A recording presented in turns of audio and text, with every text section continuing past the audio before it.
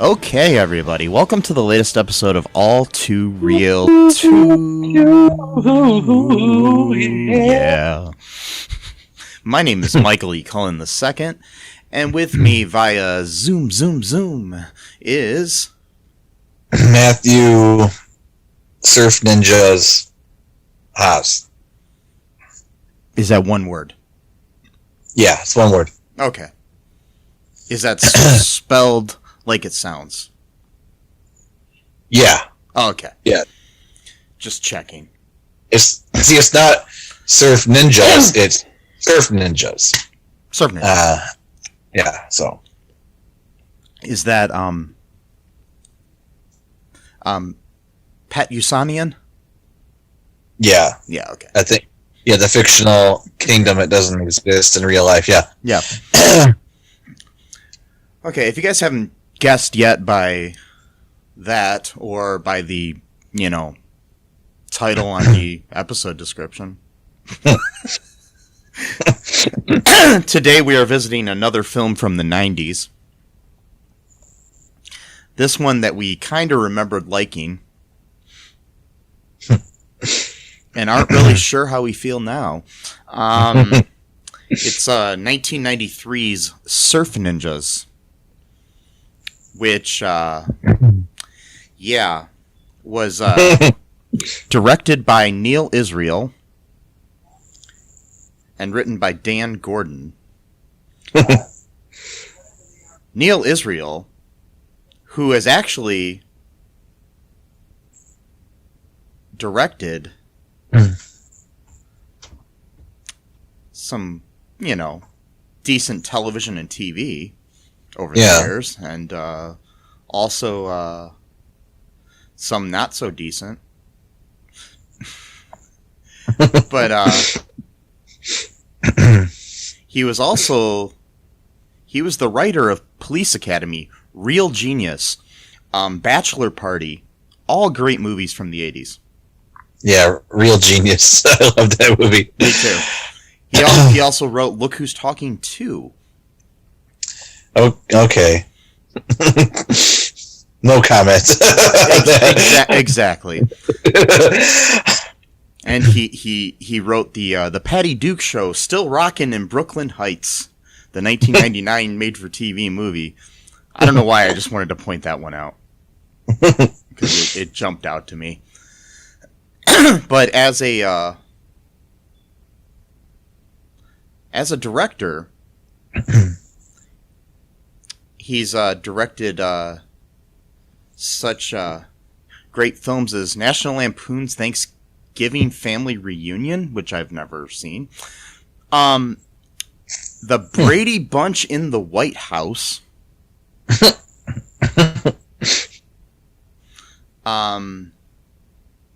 Episodes of Love Boat: The Next Wave, Clueless, the TV series,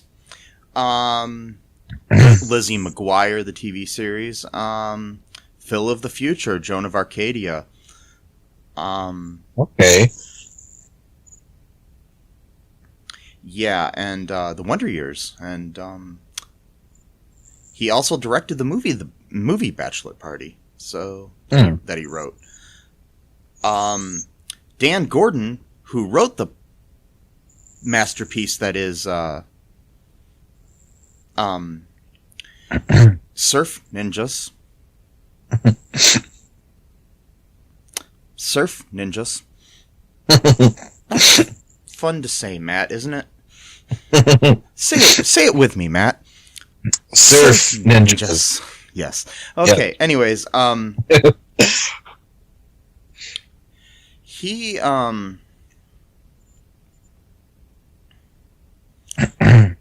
has written. He wrote the story for Rambo: Last Blood, which came out last year. And he wrote Surf Ninjas. Okay, anyways. No, but he also wrote Passenger 57. Okay. The year before Surf Ninjas came out. And the year after it, he wrote Wyatt Earp. He wrote the movie Murder in the First, The Assignment, The Hurricane, which is the movie about Hurricane Carter that starred Denzel Washington. Hey, man, he really wanted to do this first, so...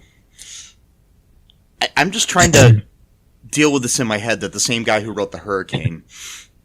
Well, he had Surf Ninjas in his heart, and he just needed to get that out. He needed to write that on paper, send it to the studios. You got to make this movie. I'm going to make all these other great movies in the future, but if I don't get Surf Ninjas out, and it just sticks in my heart forever, nothing else is coming out. It just needs to get out. So, yes. Yes. Okay, anyways, Surf Ninjas stars Ernie Reyes Sr. as Zatch, Ernie Reyes Jr. as Johnny, Nicolas Cowan as Adam, John Carlin as Mac, Leslie Nielsen as Colonel Chi, Kelly Hu as Romay, Tone Loc as Lieutenant Spence, Nathan Young as Manchu, and of course, Rob Schneider as Iggy.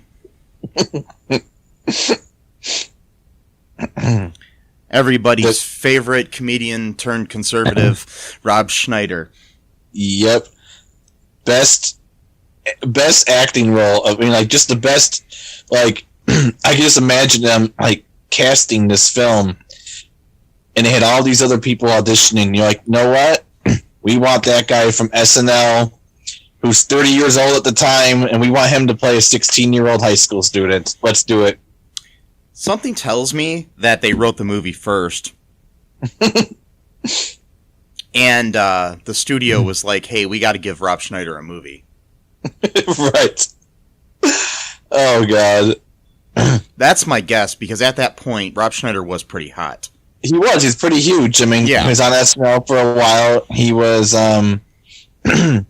he was in a couple of movies, I think, at that point. And they're like, you know what? Let's just dye his hair red, make him wear, a T-shirt that's too large for him, and his friend's dad's boxer shorts to school.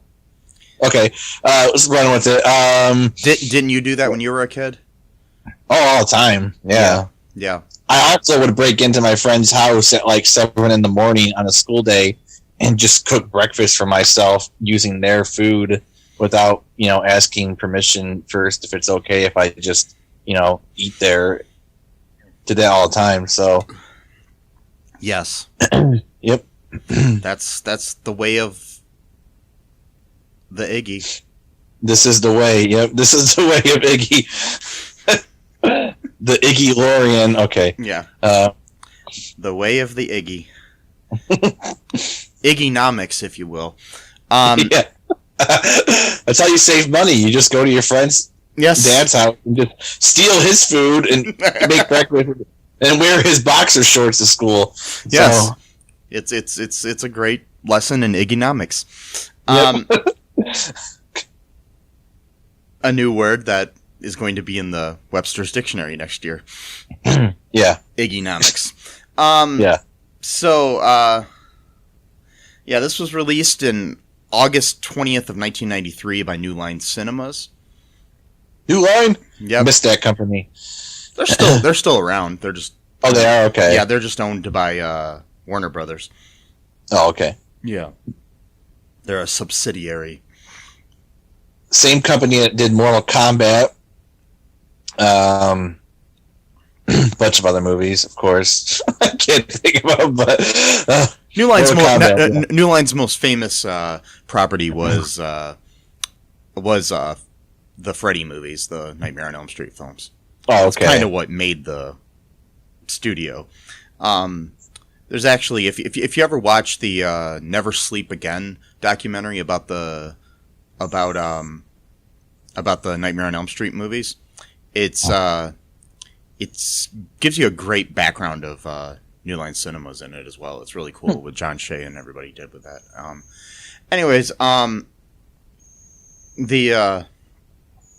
It was actually a really cool indie film company until they got bought out. But damn it.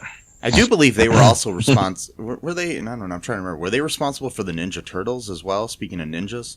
Yeah, I think so. Yeah, New Line Cinema. Yeah, I think so. I think they did release the Ninja Turtle movies. I'm not sure though. At least part 2. I don't know about part 1, but at least part 2. So yes, because that's the thing. Secret of the Ooze.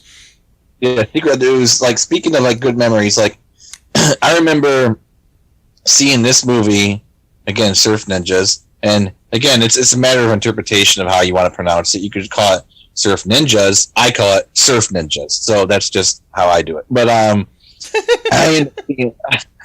it's an academic discussion. I ended up seeing this in the theater. My parents took me to see it when it came out.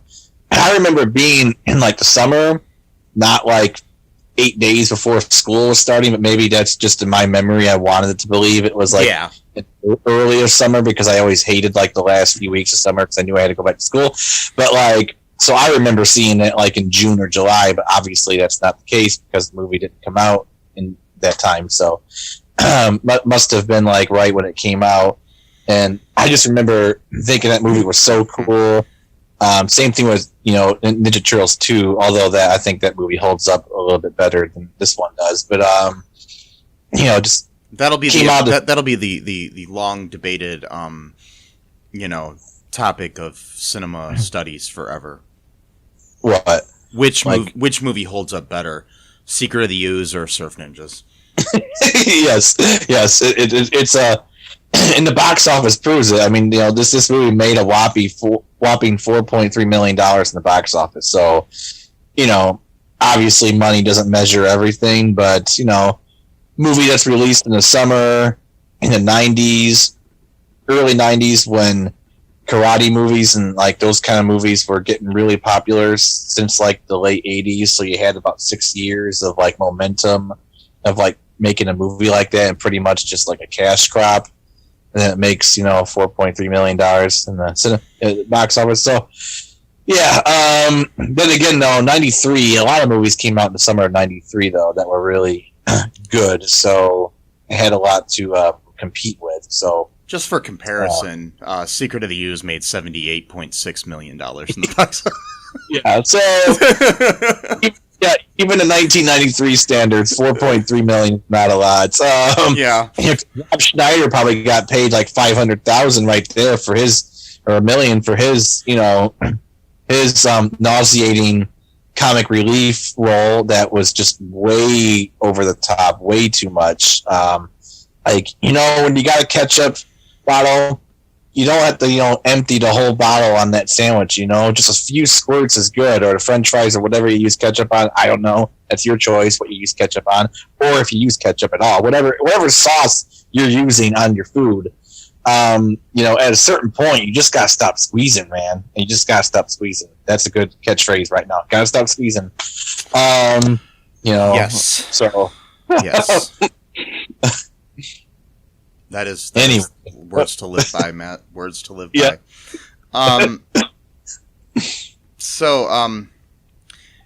We do have to point out that he was 30 years old. Yes.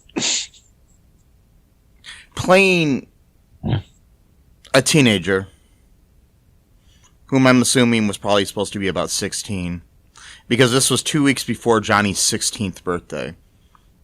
Yeah. And they couldn't drive. That was a big thing. Yeah, so I'm assuming maybe he was a little older. Maybe he was like 16 or 17. Right.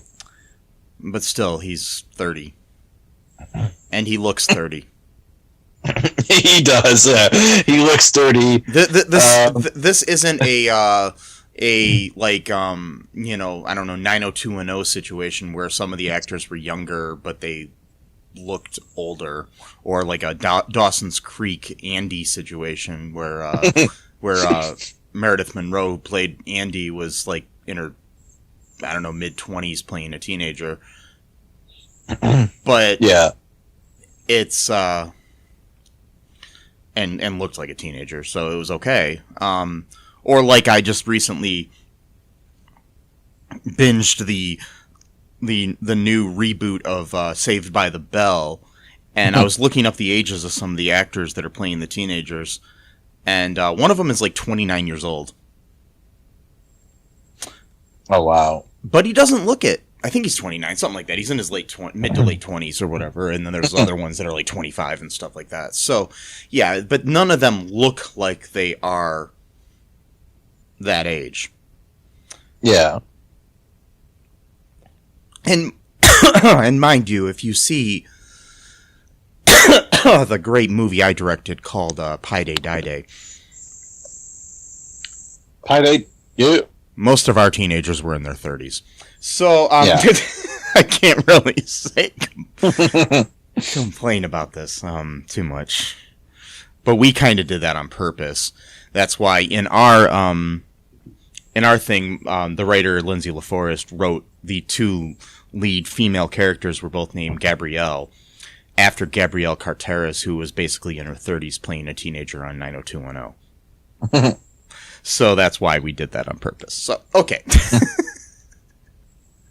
So, anywho, back to this great cinematic achievement. The Citizen Kane of Surf Ninja movies. Surf Ninjas. Yes. Or Surf Ninjas, depending on how you pronounce it. I'm hearing it exactly the same every time you say it, so I don't know. Well, it's the emphasis on the word. So Surf Ninjas. You see? I get I'm saying it, emphasizing on surf, whereas in actuality, ninjas is probably the more correct thing because it's more about the fact that they're, quote, ninjas, which I don't understand how. For one thing, okay, well, we haven't even talked about the movie. Well, I'll get to that when we actually start talking about the movie. But because I have some complaints about the title and what it implies and that it does not actually follow through. But that's okay. So why don't we get started here, Matt? Let's start with a little bit about what happened in this film. Sure. So, what did happen? Okay, I watched this movie like 4 times in the past week, and I'm still like confused. Like just because it's an hour and 27 minutes long, and it feels like 10 movies are going on at once, and so I guess I just go like just bit by bit, I guess. So, they're like Johnny's a typical teenager, and his little brother Adam, is kind of like his best buddy or whatever, hangs out with them all the time, and they like to surf and stuff like that. They're kind of like slackers when it comes to school. Their dad's always nagging them like to do their homework and telling them they need to find like a backup career if surfing doesn't work out. That whole thing. And then it turns out that there's like all these ninjas that like are showing up and like trying to attack them, but then there's like this dude with an eye patch that's just like beating them up every time they try to get to their house, and they have no idea what's going on. They're just sitting there talking to their dad, and they go to school and everything like that. And of course Rob Schneider, his character Iggy is like their best friend for some reason. I think they just keep him there for like comic relief because he's so fucking annoying as a person. But yeah, and they slack, some more. Adam's supposed to like tell the teacher where Spain is, and he can't find it on the map because he's a fucking idiot. How do you not know where Spain is? Okay, and then Johnny was supposed to like introduce like some spiritual guru for some reason. They never explained why. Like, he's not like valedictorian or anything like that, so I have no idea why he was given this huge responsibility, knowing that he's a complete slacker and doesn't even do his homework. But okay, so that's plot convenience, I guess. This whole movie's full of plot convenience that they just slip in there with no fucking effort. Maybe they chose him because he was Asian. I guess, but I'm just trying to guess. That was probably the 90s. I don't know. No, that's extremely racist because I don't even think that guru was even part of the same country that he's from or whatever. So, like, oh well, you're Asian. Just go ahead and invite this. Do a okay. So whatever. He was supposed to do like a traditional type of like welcoming, ceremony for, from this guy's culture, and instead, of course, he just riffs it and he does like a take on Barbara Ann, but it's Baba Ram was his name. So like Baba Ram. Oh god, I don't even want to think about it right now. It's so fucking stupid. But they do this stupid song and dance, and everyone, and it looks like he's offended. Like, wait a minute, I can't believe that, whatever type of thing. And the ninjas come at some point and try to kill him at school, but the eye patch guy, I forgot his name. Zach. Zach. He beats up those ninjas. Like, the ninjas are all over the place. They're swarming all over Los Angeles at this point, just trying to follow Adam and Johnny everywhere they go. Zach is just, taking them out like flies. And eventually, Iggy. Okay, so Iggy is kind of like the Ron Weasley of comic relief, like before Harry Potter came out, which is interesting because he also has red hair. Probably a coincidence, but who knows? And, he's always eating all the time. Like, that's his one of his gimmicks. Also, okay, so this is I'm kind of going off the rails here, but like my mind is like on a million things at once. But so another 90s trope that's in this movie. There's lots of 90s tropes. Like every 90s trope you could have is somehow like snuck in this movie. Like a turkey just stuffed in there into like its anal cavity because it's so whatever. Okay, because the movie's shit. Anyway, I hope no one hears this from the movie and like takes offense, like the actors or whatever. But so like one of the 90s tropes in here, because you remember in the 90s, especially early 90s, like there was almost every movie that was like kind of like geared towards kids or teenagers always seemed to have like the father that hated their children's friends for whatever reason. Like, I don't know like how that got started, but it seems like every single movie, it was like almost like either like a comment on society at the time or almost like brainwashing dads to hate their children's friends for some reason. Because like this guy like hates Iggy. I mean, like with a passion. Like he hates him. Like he's like, oh, you're still hungry, huh? And he takes all the food and just like throws it in the trash. Like his own food that he himself is wasting. I know, it's like it's the I don't know, I want to say like the it's kind of like, okay, I've watched some recent episodes of California, not recent episodes, but I recently watched some episodes of California Dreams. Mm-hmm. The great 90s, Peter Engel, TNBC show. And the one character on there, I can't remember his name, but anyways, he was the friend of the family, and the parents seemed to like dislike him. And that happens all the time too. It was like it's kind of the whole Steve Urkel sort of thing. Yeah, exactly. Like Urkelmania, Encino Man, that was a big one because he hated Pauly Shore's character. Yeah. There was also a very similar character. He was always showing up for dinner. Well, a lot of it had to do with like just basically being like a freeloader, essentially. Like, like, don't your parents feed you? Don't your parents clothe you? And like, you never know like where these people's. It's actually kind of sad if you think about it, because well, okay, yeah, where is this guy's parents at? Like, for real? Like, are they even around? Like, what's going on? Like, with this person's home? Like, do they? Well, it's like it's like Kimmy Gibbler on Full House, or or Steve on Full House, actually, because he would come over and eat all their food. Right. So this is totally a '90s trope. It is. It is, but it's also very sad because it's just like, okay, but like, what if like this kid is like literally like has like deadbeat parents or something like that, or just impoverished parents that can't provide, for their children for whatever reason, and then like instead though they're like making fun of the person, like, oh, you're such a freeloader, and it's like they just want like a meal, like fuck you, like you stupid poor piece of shit or whatever. Like, anyway, so that was kind of off the rails, but that was a '90s trope. It's in the movie. The other '90s trope is the whole like if you're a guy, like, you're not allowed to like show affection to another guy without saying "I'm not gay" or whatever like that. Like, that was another big trope. Also, like a sort of maybe like casual transphobia / homophobia. I say slash because it depends on the context of what they're getting at. Because he says, like, Adam at one point says that he envisions Zach wearing a dress, and he's like, "Wait, what?" And he's like, "Psych."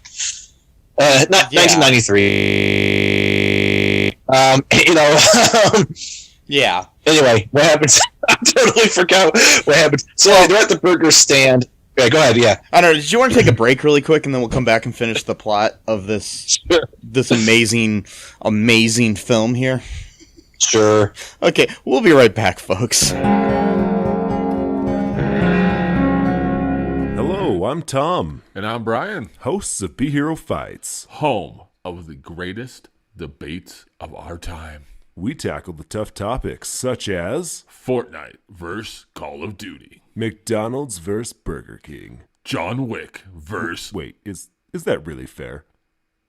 Nevertheless, join us weekly on Spotify, Apple, Google, and pretty much anywhere you can find podcasts. And hear the madness ensue. And as always, fight on. And we are back.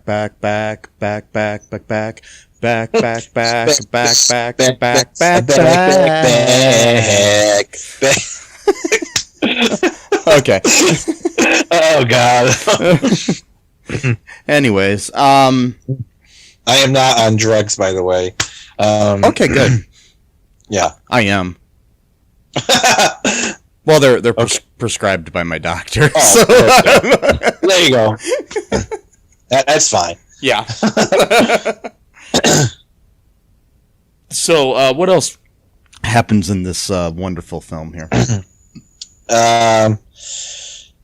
So they're at the burger shop where their adoptive father works or owns, I don't know. And the ninjas, well, first Zach shows up, and then the ninjas come in and they have like a huge fight in there.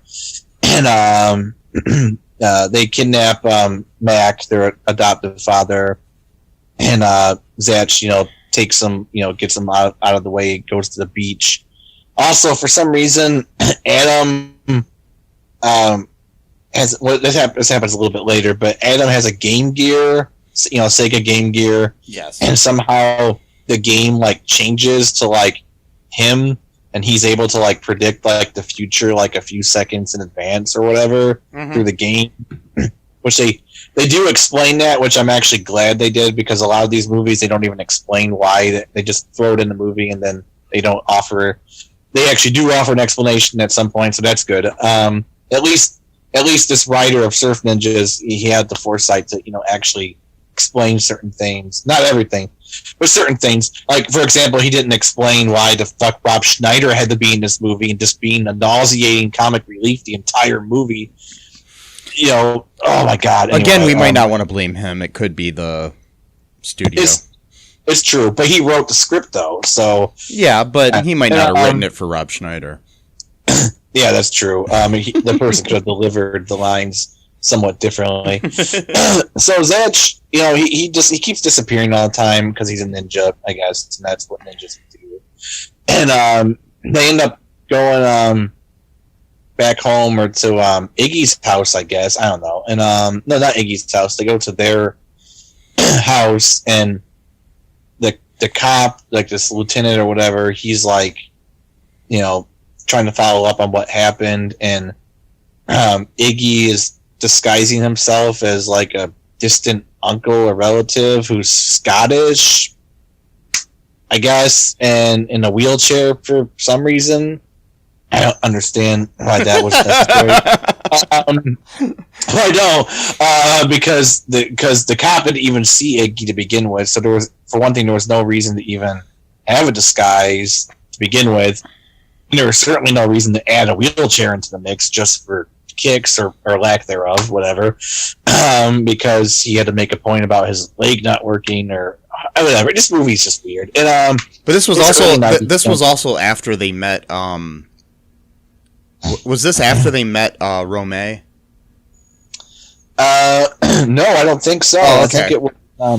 I think it was before they met. I don't know. I just watched it before we started recording. Yeah. This is how there's certain movies that I can watch 10 times and it's just, I don't know, it just confuses me and I can't remember much. This is definitely one of those films, and if you want to call it that. And yeah, they stay there for a little bit, and then the Game Gear thing happens, I think, at that point, and then Zatch, shows up to like prove how easy it was to like break into their house, and it's like, yeah, okay, because you're a ninja, and these are like little kids who don't fucking know anything about fighting, so like, what do you expect them to have, like fucking barracks, like, in their house, like an hour after a dad just got kidnapped? Like, whatever. Okay, and then he takes them to this restaurant called like Imperial Palace or something like that. That's supposed to be like the expatriate community of Patusanian or Patusan, the Patusan people, which don't exist in real life, and they have like this ceremony, basically like crowning them as like the two princes. Oh, and also this is the part where we get to constantly hear for the next 55 minutes of the film of Iggy claiming that he's royalty for some reason, and he never lets it go. And there's an interesting situation in here too, where at one point the what's his name, Johnny tells Iggy that he can't be the leader because he's not even Asian. Right. Rob Schneider, however, is part Filipino. I'm just wanting to point that out, which is also the same nationality that the actor who plays Johnny, Ernie Reyes Jr., is. Well, maybe it was kind of funny. Maybe he knew he was in real life, and it was like, just like kind of like a funny, like, well, I doubt it. I don't think the characters in this movie knew that the actor playing Iggy, because he doesn't really look Filipino, because he's not fully Filipino. He's only part. Well, especially Filipino. with the freaking red hair and the stupid boxer shorts Exactly. he's wearing. He just looks like you're running the mill douchebag. But sorry. Well, I'm pretty sure some Filipinos can be assholes, but like I'm just saying he looks like you're just stupid, like stereotypical 1990s like LA type of, like a lot of movies, whatever. Yeah, there were a lot of movies like this during that era where it's just like so. And by the way, I recently became friends with Ernie Reyes Jr. on Facebook, and I just wanted to say hi in case he's listening to this. Yeah, I'm sorry for like bashing this movie so much. And if he would like to be on the show and talk about this movie, I would love that. Yeah, I would absolutely, or talk about Teenage Mutant Ninja Turtles, which he is also in, the first one. So, yes. So the first one or part two? He's in the first one, I believe. Oh, yes. Or maybe he's part two. I can't remember. He's in one of them. I can't remember which one. I'm trying to remember. Was he the one? I think it was part two where he was the delivering pizzas. Or was that someone else? Let me see here. He was And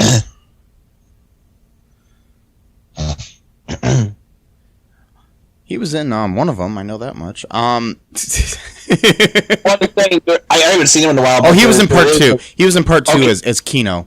Yes. Was he the guy that was delivering pizzas off the scooter and then? I think so. It's been years since I've seen Teenage Mutant Ninja Turtles 2. Yeah, he was in Secret of the Ooze. So he was in the second one. Okay, cool. Yeah, which we've already talked about. So, okay, cool. Yeah. Sweet. And, oh God. So, can I talk about some other stuff that's going on in this movie before I forget? Sure, go ahead. Okay, so this is not really about the plot per se, but it's just, well, okay, it is, but it's not. Let me explain. So, I don't understand how the main villain in this movie is like some random white guy who, like, I don't understand, like, how did this guy end up in this kingdom in the first place, and how did he create a rival clan to like try to take over this kingdom? Okay, that's point number one. Also, Mac is some random American white dude that somehow worked for the kingdom at the palace. Like how does that happen? I mean, I'm not saying it's impossible, but it seems odd. Like well, the first one is because it was Leslie Nielsen. Okay. That's my only explanation. I don't know. Okay.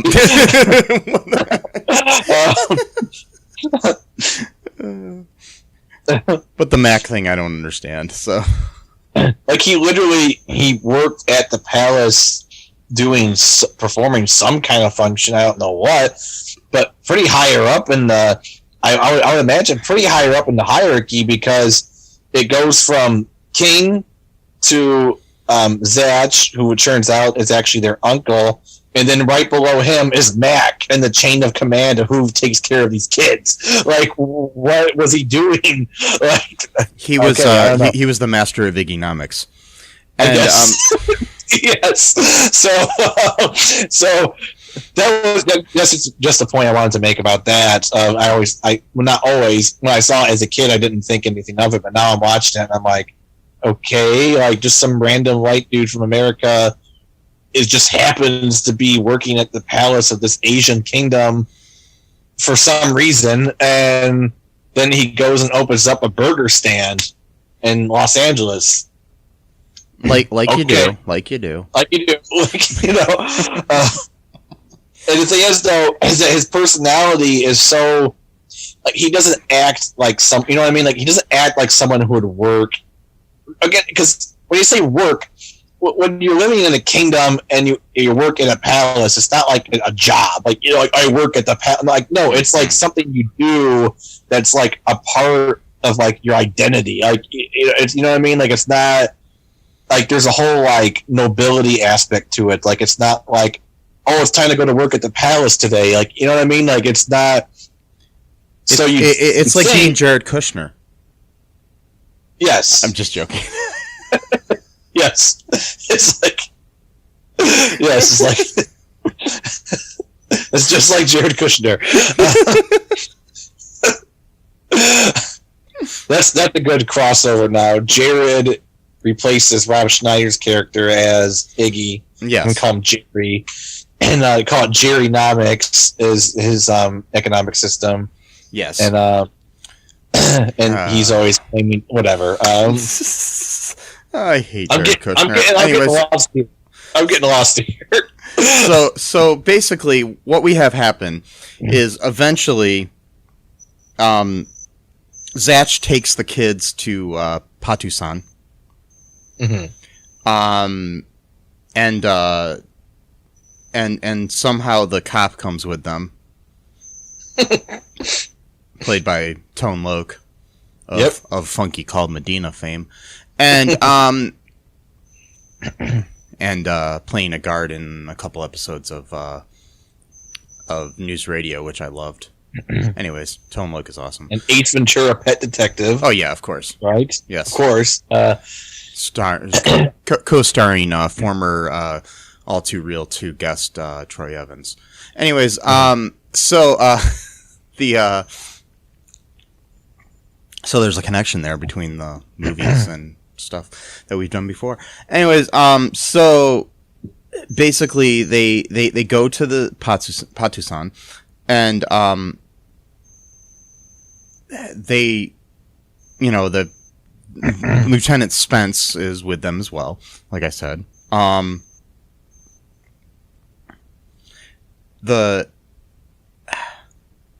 So they reach Patusan and discover that Colonel Cheese or Chies or Cheese, whatever it is, Cheese, I think it is, yeah.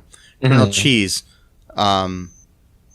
rule has wrought, including a burned village and a chain gang of political prisoners. The guards spot them, and they are forced to fight. Johnny and Adam defeat them and free the villagers from their captivity.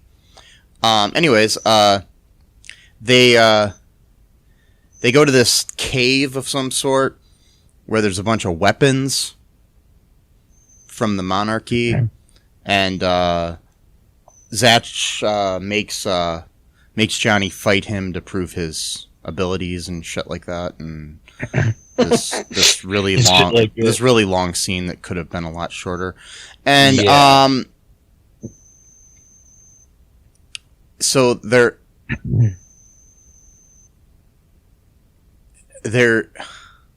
okay. So they are rallying the villagers, and they travel to the coast opposite from the island that houses the Colonel Cheese dungeon. They can't go by boat because of an impassable reef. So Adam looks at these trees, and he's just, like, hey, can they carve stuff out of wood? Or something like that. And so they make surfboards. Yep. And they paddle to the unguarded side of the island. So, and during this point, we do find out that Iggy's never surfed, which was obvious to everyone. But he was always trying to get out of it. Yeah. Yeah. They get on the island. Johnny and Zach attack the royal city, taking Chi and his henchmen down. They free Mac, who is there. During the battle, Zach is revealed to be their uncle. And Zach, by the way, is played by the father of Ernie Reyes Jr. So, yeah. So, anyways, they defeat them with the help of Adam and his Game Gear.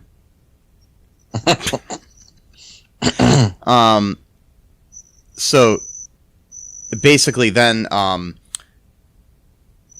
at some point during this whole situation, Romay, who is betrothed to Johnny, says that she doesn't want to get married because, basically saying that she doesn't want to be in an arranged marriage, but she still wants to date Johnny. I just wanted to point that out. So yeah. So who knows? They might get married. They might not. We'll have to find out in Surf Ninjas 2. The surfing. And 30 years later. Yes. They really should make that. That'd be a great. They should. Oh my god! I would. Yeah. If they did like a GoFundMe page or whatever, I would definitely contribute if I had something. Yes. And they need to bring in like 60-year-old Rob Schneider to play a 30-year-old or something. Yes. And or whatever. He just goes on anti-vaccine rants throughout the whole movie. Yeah. What they should do is they should bring in Rob Schneider to play like his kid. Yeah. Like Iggy the Second. And he's a teenager. And yes. And he's like in his 60s or whatever. Anyways, so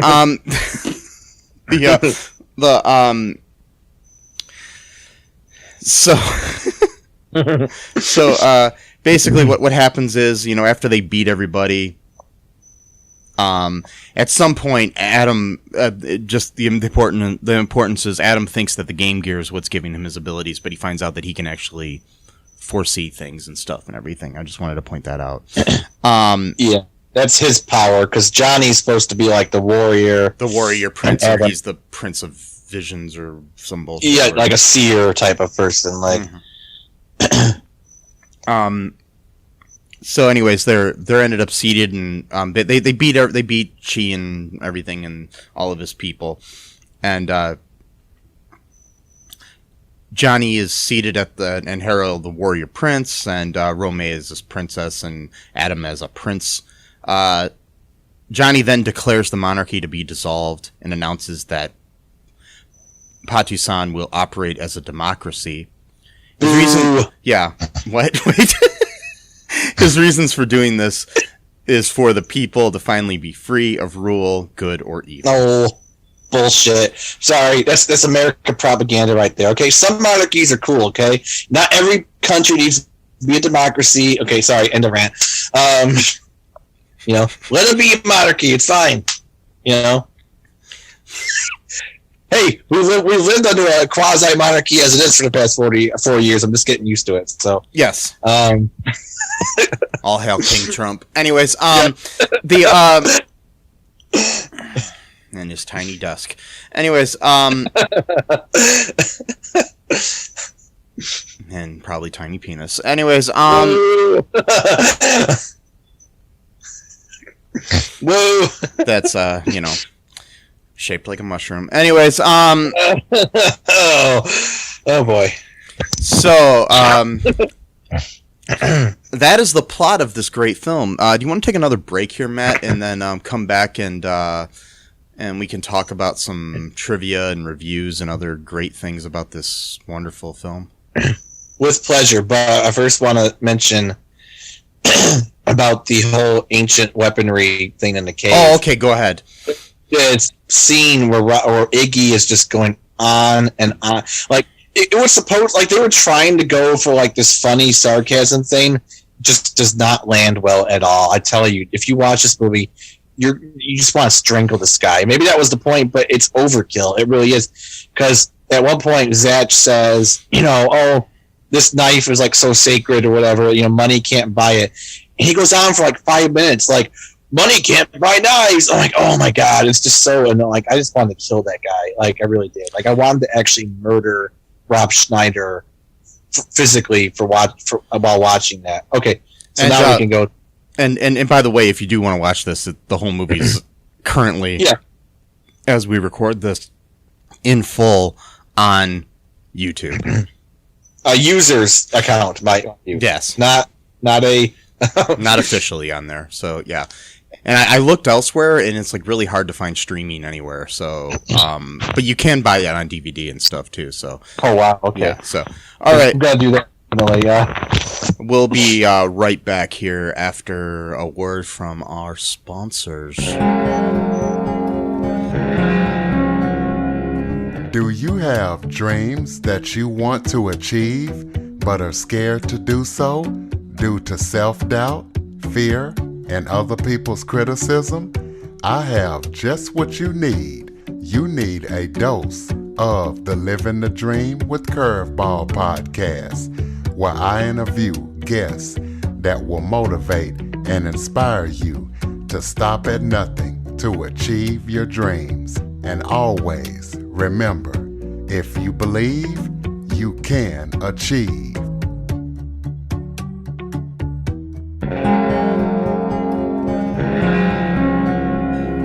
And we are back, folks. Back.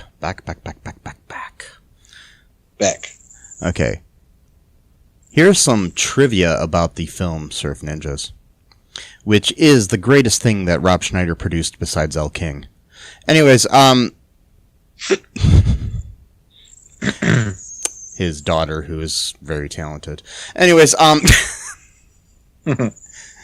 you heard her music before, Matt? No. Yeah, look her up. Rob Schneider's daughter, Elle King. She is brilliant. Honestly, okay. She's really good. Anyways, there is a real Surf Ninjas game for the Sega Game Gear. But it's completely different from what Adam was playing. However, the game Adam plays in the movie is also real. It was developed by Sega exclusively for the use in the movie. That's right. Yeah. Well, didn't they also make a Surf Ninjas for like the Amiga CD? They may have. I think the Angry Video Game Nerd did an episode on Amiga. And I think that was what, but the game again has nothing to do with the movie. And also too, you can like knock people's heads off and slit their throats, which I don't remember that happening in the movie. So that's in the deleted scenes. No, I'm joking. This is the first film to feature both Ernie Reyes Sr. and Jr. The portable video game system Adam plays throughout the movie is the Sega Game Gear, a handheld version of the Sega Master System. It was Sega's answer to the Nintendo Game Boy, which came out a year earlier. I do. So basically, and here's another part of it. Sega Game Gear was a big part of the story because Sega financed part of the production. So that's why it was, such a big plot point. Ernie Reyes Jr. actually holds a 4th degree black belt in Taekwondo. Just awesome. He currently, from what I've seen on his Facebook and stuff, he currently teaches Taekwondo and other things. And other martial arts. So, if you're in the Los Angeles area, go sign up and you can learn lessons from Ernie Reyes Jr. I would if I could. I used to take Taekwondo for like a year and a half when I was a kid, but I don't remember much, unfortunately. But I did like it a lot. I remember that much. I went to one martial arts class and I learned how to flip people, and that's all I ever did. Awesome. I was able to flip some guy like twice my size once. I did it by accident too. Like I learned how to do it, and he came up to me just as a joke, like pushing me, and we were just joking back and forth, and I grabbed his hand and I flipped him. It's muscle memory. It's awesome. Yeah, and he fell to the ground and hurt himself. I felt really bad. The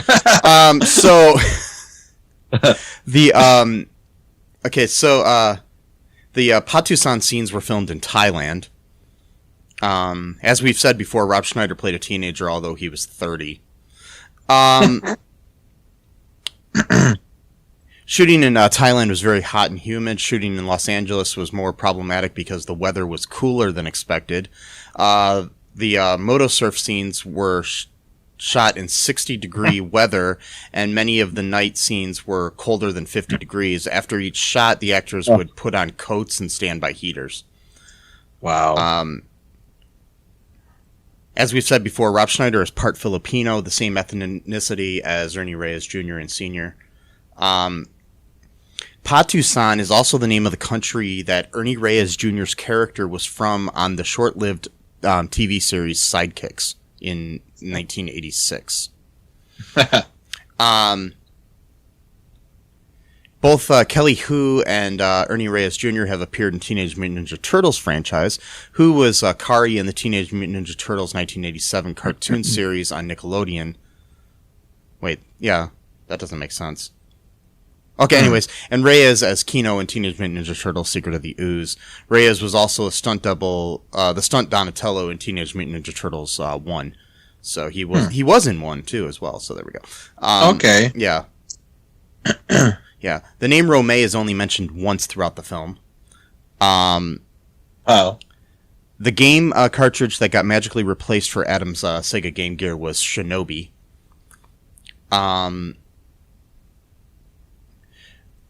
Ernie Reyes was offered the role of Donatello in Teenage Mutant Ninja Turtles 3, but he was already working on this film, so he couldn't do it. I dodged that bullet. Yes. I don't know which would. Anyways, Johnny wears a San Jose Sharks hat throughout the movie. Ernie Reyes Jr. is a native of San Jose, California. Both Ernie Reyes Jr. and Sr. are Filipino descent, and can be heard saying a few phrases in Tagalog, Filipino's main language, to some of the villagers. since Patusan is a fictional Asian country, the language that is spoken is a mix of several different Asian languages, such as Vietnamese, Filipino, and Thai, etc. Yep. So that is the trivia that we have there. Here are some user reviews culled from the Internet Movie Database. Yeah. Okay, 10 out of 10. Okay. My That's favorite movie. This is from Liz Ard 83. From June 30th of 2006. Everything about this movie is ridiculous. The plot is dumb, the characters are cheesy, as the jokes are lame. It is one of the most hysterical movies I have ever watched. I saw it first when I was about 10 because my little brother was on a ninja movie kick. I think I liked it better than he did. Of course, back then I thought Johnny was cute. I'm quite a lot older now, and this movie still makes me laugh as hard today as I did then. As pathetic as this movie is, it has to be my favorite. I think everyone on the planet should see this movie at least a dozen times. It's not a cinematic masterpiece, but it's worth every minute. Okay. That's a confusing review because it's like half insulting and then Here's another 10 out of 10. This is a must-have for any film collection. This is from Amethyst Flames from February 8th of 2009. Whenever I see reviews of this movie, they usually include things like only boys under the age of 9 would actually like it. When this film came out, I was a 10-year-old girl, and 15 years later, it's still my all-time favorite film. Rob Schneider is beyond hysterical as Iggy. The only truly disappointing performance is that of Leslie Nielsen, which is thankfully overshadowed by the entertainment value of his character. The characters are so likable that it's hard to choose a favorite. The plot is silly, yes, but it's fun and entertaining, and it doesn't try to be more than what it is. A comic kids movie about ninjas. It doesn't bother trying to pull off angst like the original Teenage Mutant Ninja Turtles or drama like Three Ninjas. It just sets out to make you laugh, and it succeeds.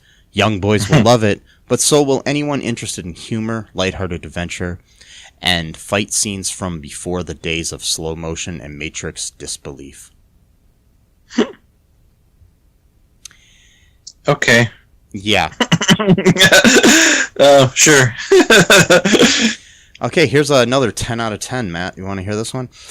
Yep. Okay, this one is from CMEY Mail. And this is from April 10th of 2019. The headline is, I worked on this movie. I worked on this movie. I produced the Sega Game Gear portions of the movie. I find the comments interesting. Maybe I can clear a few things up. Three Ninjas came out just before Surf Ninjas. It was a very low budget movie. I was surprised they got the talent they did. I really enjoyed working on this film. Being a video game producer, I was welcomed with open arms. It's funny that no one got that Ernie Reyes Jr. is one of the Ninja Turtles. He is an absolute martial arts master. Personally, I thought it could be better when it was done, but I watched a couple of months ago and really enjoyed it. Sometimes it is tough when you are so close to a project to enjoy it. I truly enjoy reading the comments, and so many of them got the movie. What? Okay, so that were some reviews of the movie. This movie surprisingly has a lot of really high reviews. People love this movie for some reason. Well, Yeah, I mean, like, the lowest I'm seeing is like a 4 out of 10. Well, here's a 1 out of 10. I'll read this one so we get another side of the coin. This is from Buyers in April 18th of 1999. This movie was made for MST3K. Surf Ninjas was made near the peak of the Teenage Mutant Ninja Turtles craze, and it is obviously a blatant attempt to capitalize on the Ninja Mania. They didn't do a very good job. This movie is such a great candidate for Mystery Science Theater 3000 that the producers should have skipped its distribution to theaters and sent it straight to the bots. Okay. Their story, by the way, this person spelled "their" wrong. They used the wrong "there," and I hate that. Anyways, okay. I'm what you call a surf Nazi. Oh wait, no, I mean a spelling Nazi. Sorry, a grammar Nazi. Anyways,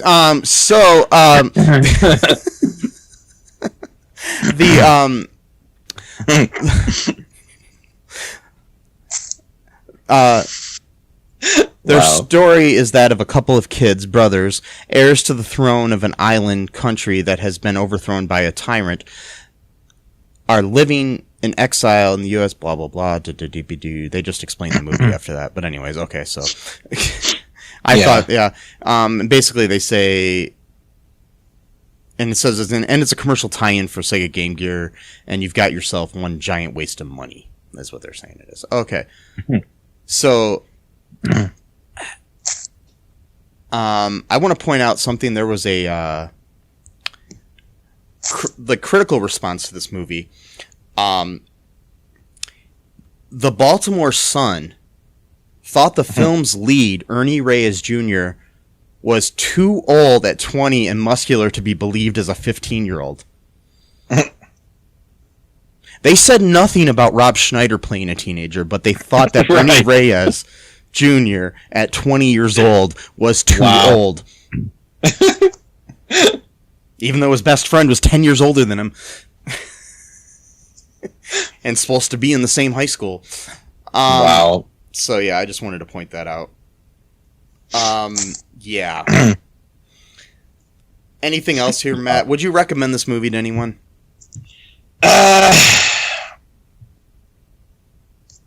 Yeah, kind of. I mean, I don't know.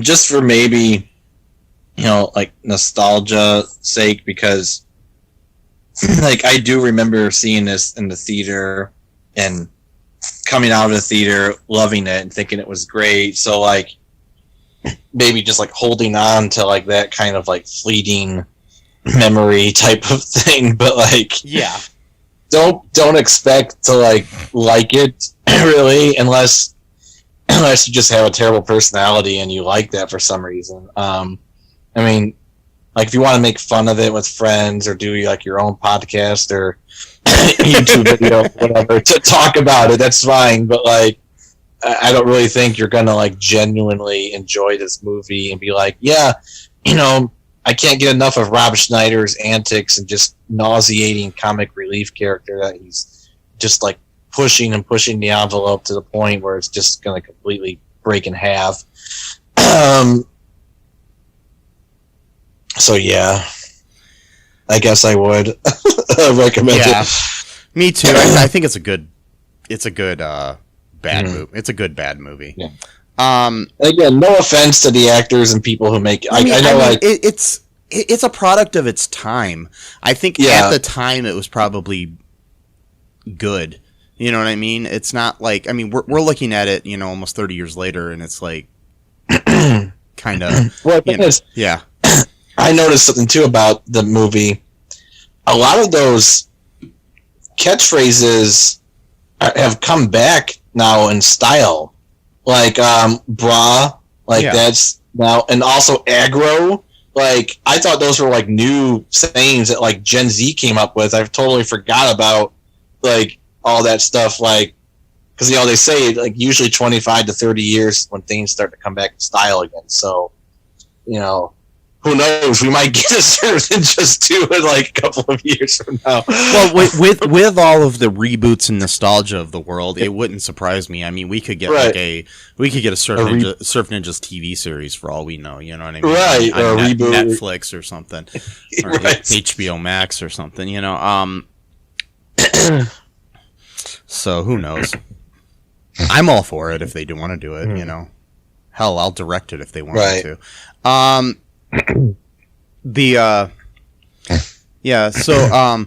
another note here, some sad news happened recently that I just wanted to talk about.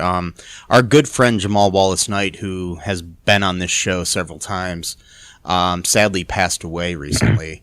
And I just wanted to, we're going to try to figure out a way to attach a charity or something to our episodes by the time this airs, hopefully. To help people out that are dealing with similar issues to what Jamal was dealing with health-wise. He was probably one of my best friends, and it's really sad that he's not going to be around anymore. Been trying to deal with it all week. I'm still in like the shock. Me too. Like I keep thinking like he's just gonna like pop up and like, oh, hopefully it was a prank or what. Like just it's weird. I almost feel kind of bad because I haven't really like had like much emotion. It's just kind of like almost like just like deadpan. Yeah, I know what you mean. But that's also too because again, I'm not at all comparing like different species to a human, but like my dog passed away like 2 weeks ago, so I was dealing with that, and then it was like 10 days after that, like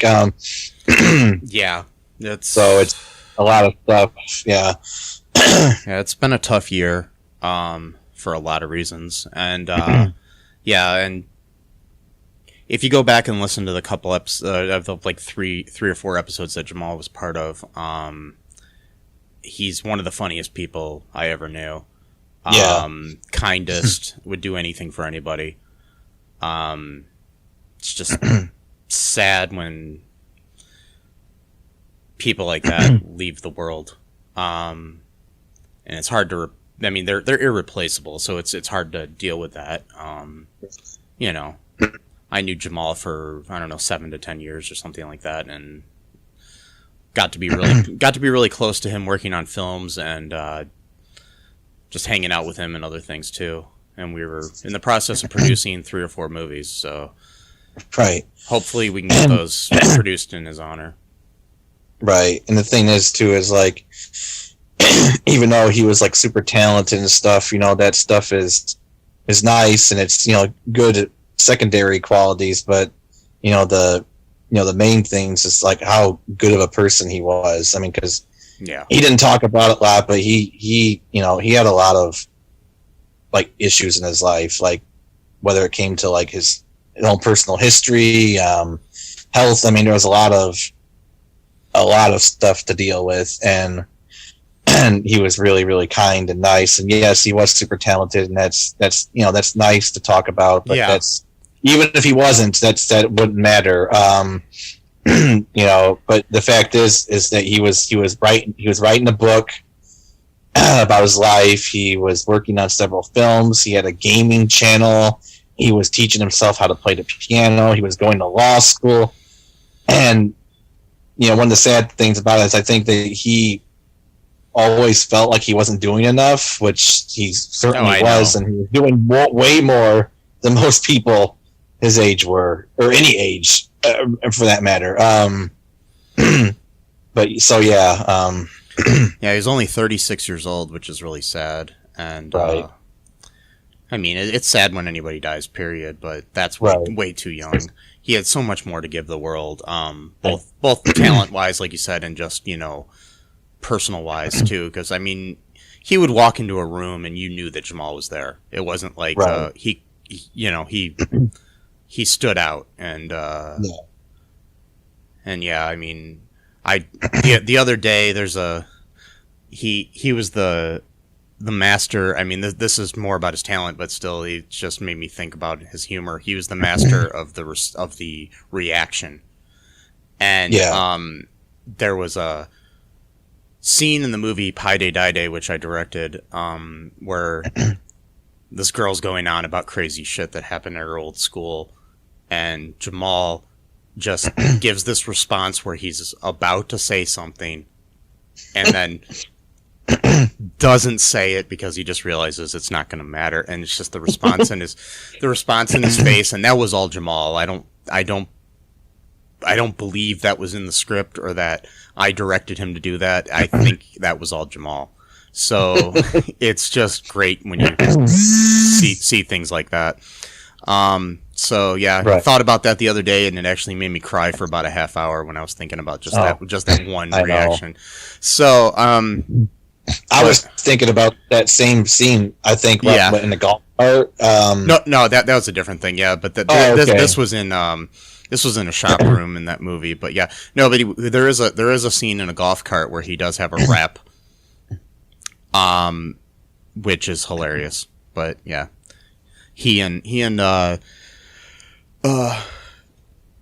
this actor Jack, who was in the movie, they have this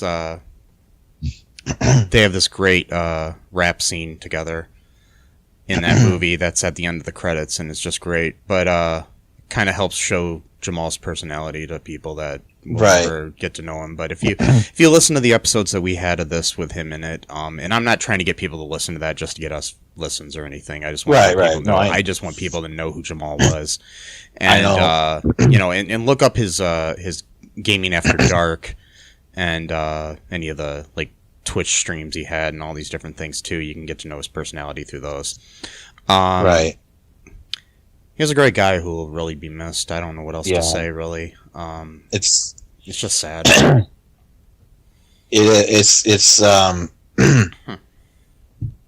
know, like, I don't know, like, yeah. Sorry. Yeah, it's hard. Yeah, usually when I go to bed, that's when I start thinking about him more because I'm trying to sleep and stuff. And usually I could kind of distract myself throughout the day, doing other stuff or whatever. But then it's hard. But anyways, hope you're in heaven making God laugh and whatever else, Jamal. We'll miss you a lot. I'm going to dedicate this episode and every future episode to Jamal. Right. Yep. So, God bless. And anything else, Matt? No, that's about it. All right. Bye-bye, everybody. Bye-bye. Thanks for listening to All2ReelToo podcast, a Cullen Park production. Produced and edited by Michael E. Cullen II. Music by Matthew Hawes. Subscribe and share the show. Visit us at cullenpark.com.